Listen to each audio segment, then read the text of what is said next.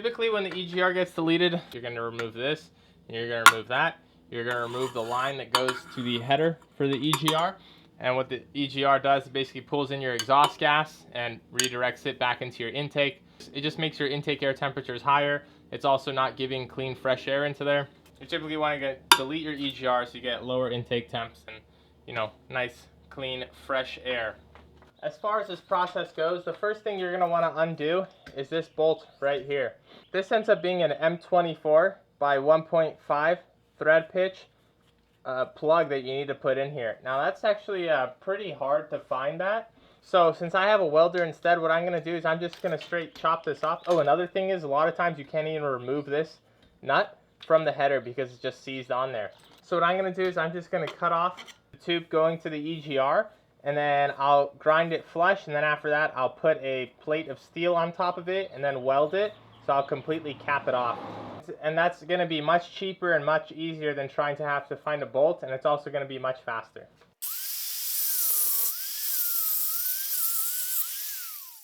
Just like that, it's gone now. And now we can move on to actually undoing the EGR equipment. 12mm on here.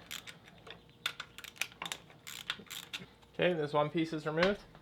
A 12mm again right here. There we go.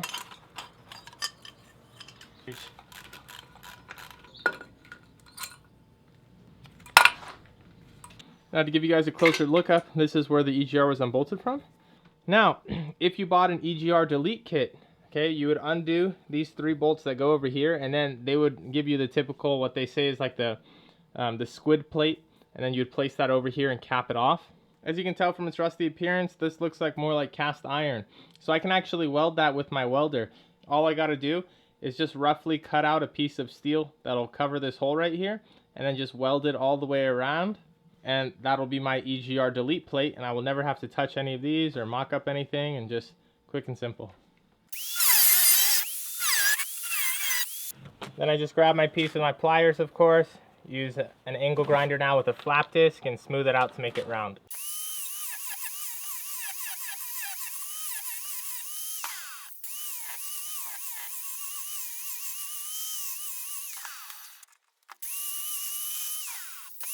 There you go.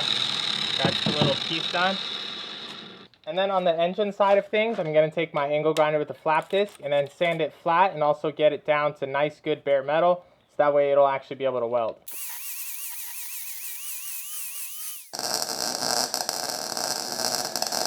Now I'm not really sure why I welded this one so poorly.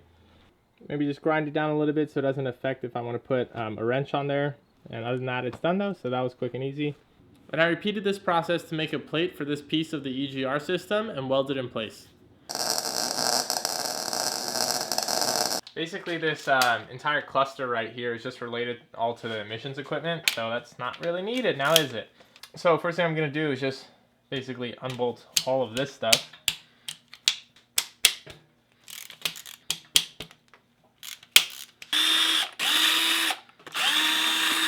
As you can tell, this whole entire little bracket right here is loose, and you can see how unnecessary all that is. Okay, so now just basically pull everything off of these hard lines that run under the intake manifold. So we got this one.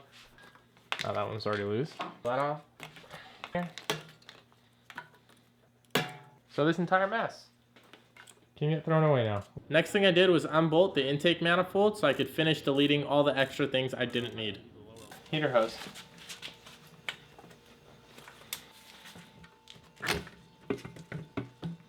There's a coolant hose over here, and there's another one on the bottom over here. So, and a third one, which is gonna go to the PCV. Yeah,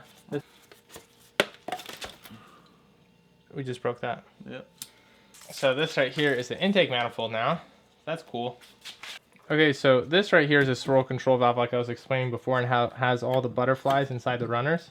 So you can see all these butterflies that are inside the intake manifold right here.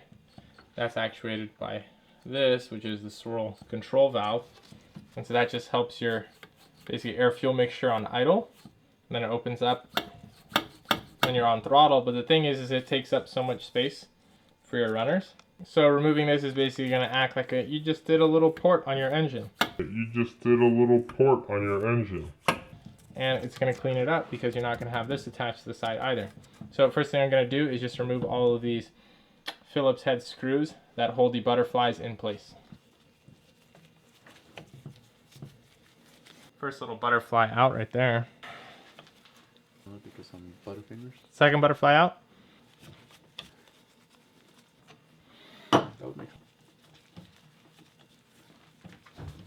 This is the fourth one out. There's just a little C-clip in there.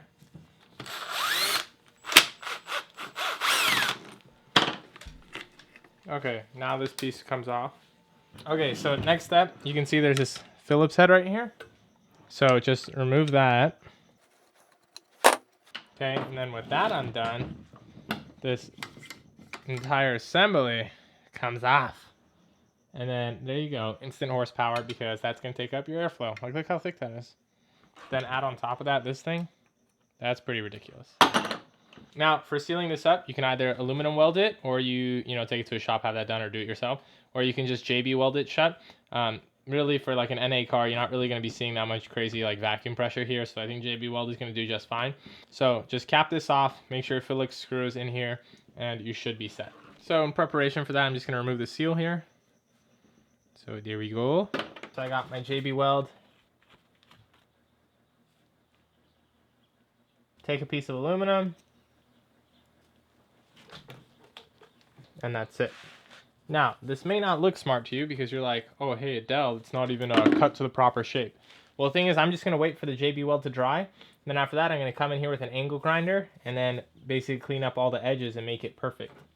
Now that the JB weld is dried, you can see this piece of aluminum right here isn't going anywhere. So I'm going to take my flap disc and just round this out and contour it basically to the car. And shaw, bruh.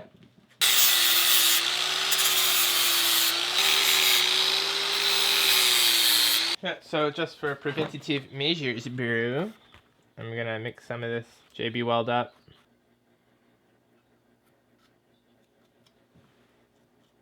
So as we can see all the JB weld around there, it's created a nice seal. It's going to look flush, it's going to look clean, and it's holding in position so I can finish up the rest of the manifold and bolt it up, no problem. Okay, so let's explain this mess right here. So undid the Allen bolt that was up here, undid the Phillips, and then another Captain Phillips right there. So this right here is running for coolant, and it's attached to this metal bracket, and it's running back here underneath to right here. Okay, there's one vacuum line right here that goes to inside the intake manifold, so I'm going to remove that line because it's attached to all this junction, cap that off right there on the intake manifold. Okay, and then the third line that I'm going to be redoing is also this secondary coolant line that's running through this metal hose, and then it goes back to another soft line and then goes right back here. And I'm also just capping this one line that's running right under the throttle body, not to be mistaken with the coolant line, but this vacuum line right here, I put a cap on because we're no longer needing that as well. Jeez, that is a mess. This we don't need anymore. We're actually going to completely bypass this. We're just going to run straight from this outlet right here to the thermostat housing, and that'll completely run the loop, and we won't need any of this. Okay, and I'm just going to unbolt the PCV line right here with these 4 hoses because I'm going to replace them since they all seem more or less cracked and old.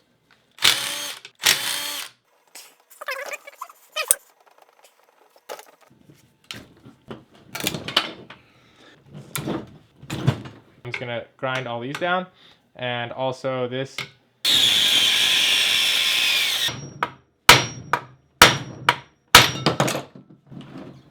Oh my god.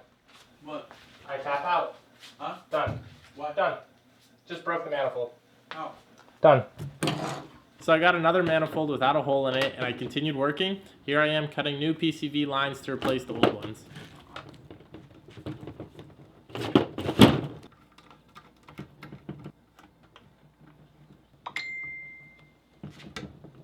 So this right here is for the coolant, which I no longer need.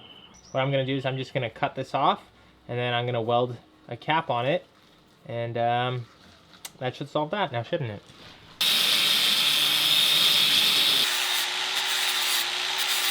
So this is my plug now that I'm gonna make. So you can see my plug right here. Can't see inside, but it's all good, so.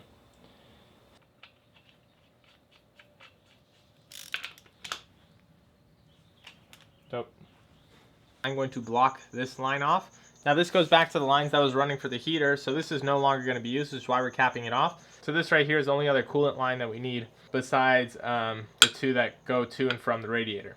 So you can just put like a little cap over here to cap this off, or you can do what I'm doing, which is I'm going to unbolt this and then just weld it shut because it's cheaper and it's more effective for me. And on top of that, it makes the car look cleaner.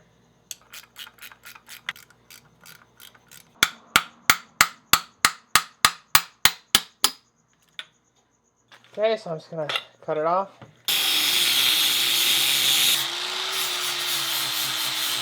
So what I'm gonna do, you know, just like always, just gonna basically bridge this entire gap with weld, and then yeah, I'll have a plug. Now that this has been filled with weld, I'll just sand it down with a flap disc on an angle grinder and make it look nice and flush on the outside. And there we go, right there. Filled it in nice, flap disc gets smooth, filled in perfections. The back is all right, didn't hate it for looks back here. So I'm gonna be using some water pump and thermostat housing RTV gasket maker.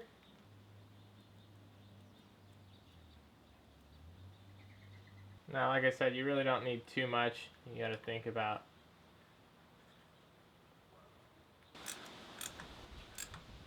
Lightly tighten it like that, wait about an hour, and then after that I'll crank it down and then actually torque it. Not torque it, but you know, make it tight how it's supposed to be. Now I have this surface cleaned up, so it's ready to put the intake manifold gasket on there. I'm going to put the gasket on there and then bolt up my intake manifold, as well as hook up the coolant line and the PCV. Pretty easy now, just bolt the manifold back up and we're good. Now I'm just going to double check them, but then after that the intake manifold is bolted up. And basically this thing is done, ready to put back in the car.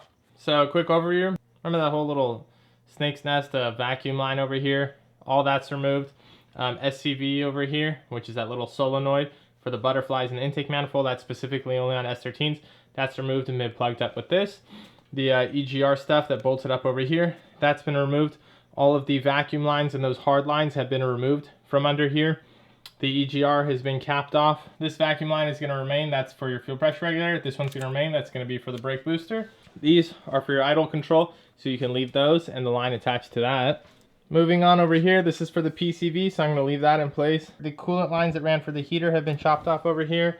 The line that actually goes to the block itself, that's been plugged. This line right here has been capped off. That's for coolant. This one is actually hooked up, and that's the one that goes from the block up to the intake manifold. This one's going to run to the radiator. This one's going to be running to the radiator. Down here, this has been capped off. That was for a vacuum line. This here has been chopped off. That used to be also run coolant through it. Didn't need that. This used to run coolant to it. That used to go back to the heater. This has been capped off. Don't need that. All of the vacuum lines that basically came over here have been removed. And there's just one little plug right there, as you can see. That's been capped off as well. This is basically your only coolant line other than the two ones that go towards the radiator. So this is going to attach to your intake manifold, and that's it. And then the line right down here is going for your PCV. On the engine itself, you have this bung over here which you're going to cap off. That's for your emissions equipment. This one specifically is going to be for your EGR. I cap that off and just weld it or put a plug in there. That's basically how your intake manifold should look in total after you do all your EGR delete, as well as getting rid of all the coolant lines associated with the heater and just having what's necessary. That covers the intake manifold side of things. Moving on over here, you're going to remove your charcoal canister as well as the rest of the emissions equipment. You can also delete the hard line that goes from the charcoal canister back to the fuel check valve.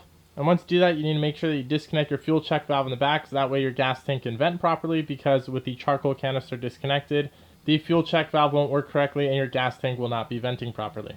That's a pretty simple process. All you do is remove the fuel check valve, which is located right above the subframe. You take the rubber hose that's connected to it, you run it back over the gas tank to the back end of the car over here, and then you can pick up a small breather filter from your local auto store and put it at the end of the breather line. That way your gas tank can vent properly. And the reason for the filter is just to make sure that no debris goes and gets sucked back into the gas tank. Alright, that wraps this video up. I hope to help you guys out in some way. If you're interested in the shirts that we're wearing, you can go check them out at whatmonstersdo.com. You can use the coupon code LADRIFT and get 15% off your order. And if you'd like to help support the channel, go to our online store at offbeatgarage.com, where we have merchandise as well as other products available. And yeah, I'll see you guys in the next video.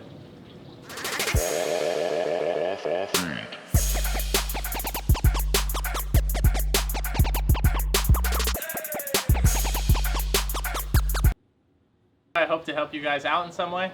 F*** you, car.